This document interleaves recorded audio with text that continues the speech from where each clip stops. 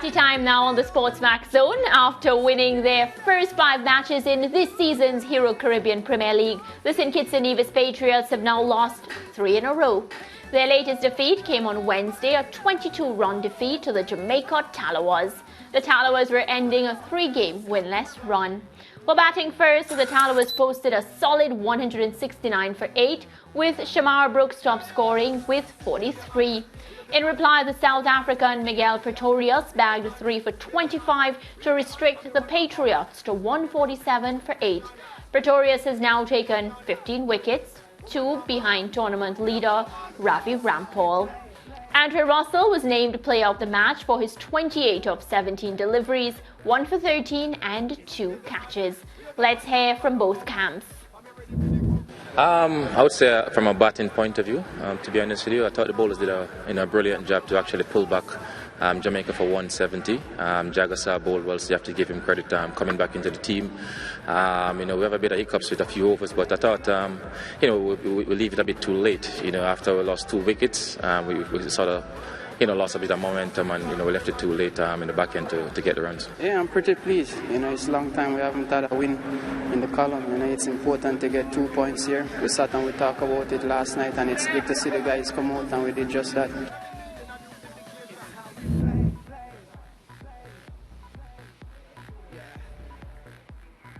Lance, so maybe the question to start with, or maybe I should say congrats to the Jamaica Tallawahs, because they have been going through a rough patch, so happy to see them back in the party. But what has been going wrong with the Patriots? Of course, we know Dwayne Bravo is out.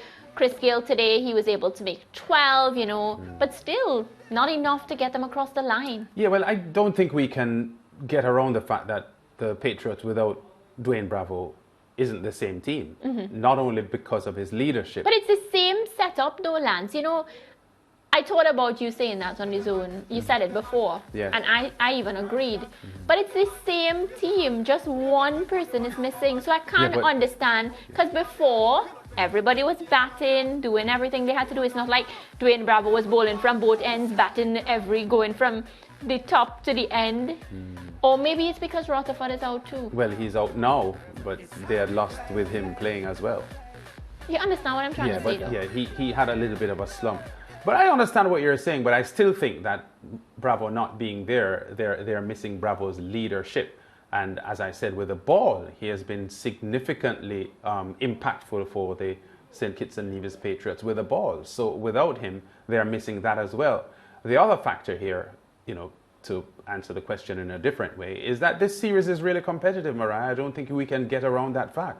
And if you're not on your A game, any of the teams can beat you. We have said for the past week and a half that on performance, the Barbados Royals has been the worst team in the tournament so far. But here they are coming up with a couple of wins now, or breaking their losing streak. Even the Kings didn't start too good, and then they beat the Patriots, and it gave them that. They're on a 3-game winning streak now, aren't they, the St. Lucia Kings? So I say that to say that right now, most of the teams have 2 or 3 games left in the preliminary round of the competition.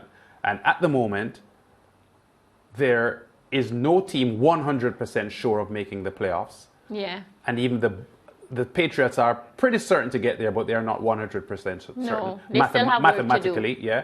And the Barbados Royals, even though they are bottom of the table, they still have a chance of making the playoffs. So, I would think that, the tournament is still wide open, and the Patriots dip in form. Yeah. I don't think we should, kill them over it, because they started well, and they just need to.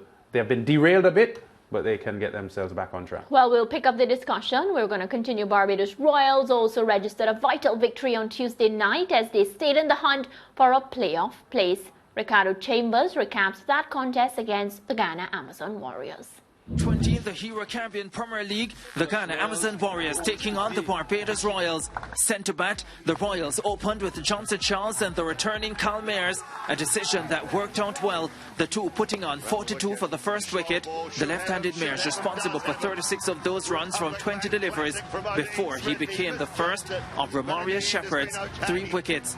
Johnson Charles was equally as brutal, the right-hander producing 40 from 21, the Pakistani pair of Mohammad Hafiz and the catcher Shoaib Malik combining to remove the St. Lucian.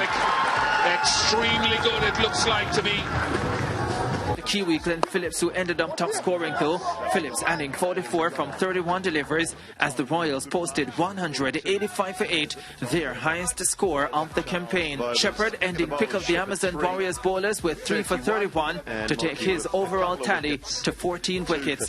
When the Amazon Warriors replied, they lost wickets at regular intervals, and when captain Nicholas Puran was caught of Jake Lintott for just 14, the Amazon Warriors were struggling at 59 for 4. Well, that's redemption for Jake Lintott. Mohammad Hafiz saw 3 others go before falling to Ashton Nurse for 30 from 25 deliveries.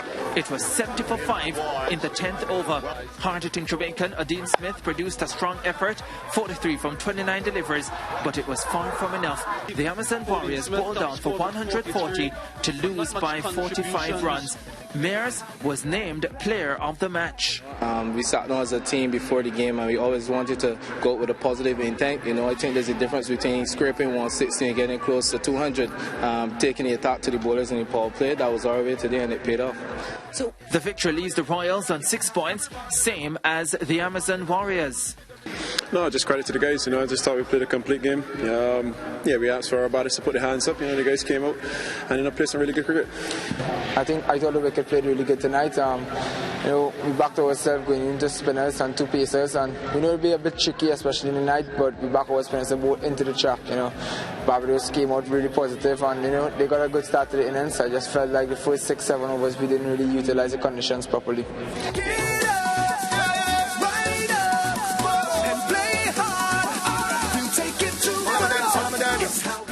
So Lance, I think the producer might have known that you were going to make the point about how competitive this year's CPL is, and he inserted this rap at the right time. Yeah, you know what, as I said earlier on, the Barbados Royals, even though they are playing so badly, they have shown a couple of times in this tournament so far that they can beat top teams. The Ghana Amazon Warriors have been inconsistent, to be fair. But they started so good, though. Yeah, they started okay. But there's hardly a team, apart from the Patriots, who had won 5 in a row before their recent slump. There's hardly a team that has been consistent right throughout the tournament. A lot of the teams are up and down.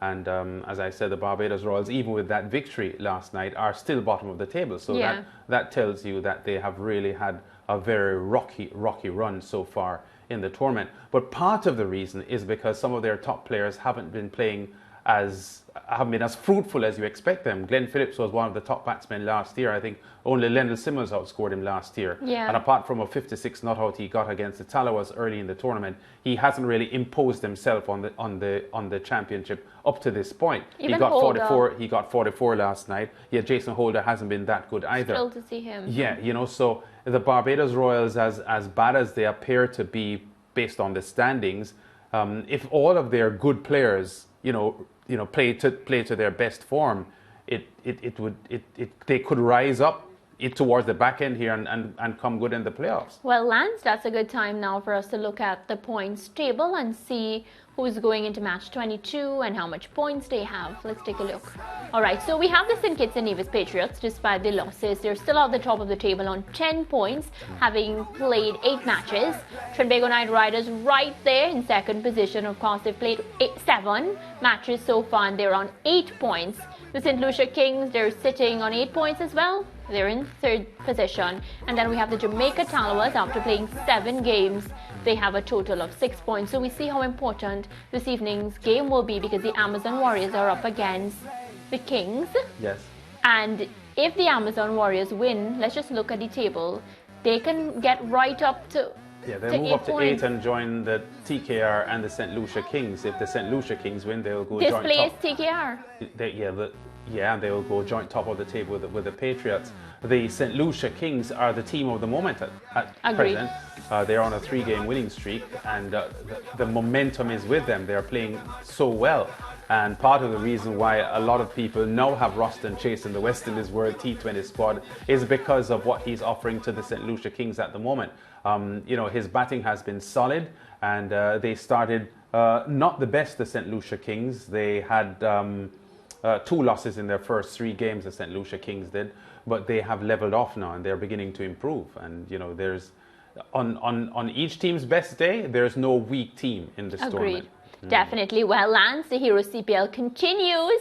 6 p.m. if you're in Jamaica, 7 Eastern Caribbean time, with the Amazon Warriors against the St. Lucia Kings. Then there will be 2 matches on Thursday. At 9 if you're in Jamaica, 10 Eastern Caribbean time, the Barbados Royals face the Trinbago Knight Riders. And at 6 to 7 Eastern Caribbean time, the Kings and Tallawahs will do battle. It's all on SportsMax and the SportsMax app. Well, we're asking the question, should Chris Gayle be selected for the T20 World Cup? Send us your voice note to our WhatsApp number. That's 564-7661. We want to hear from you. That voice note will be played later on the show.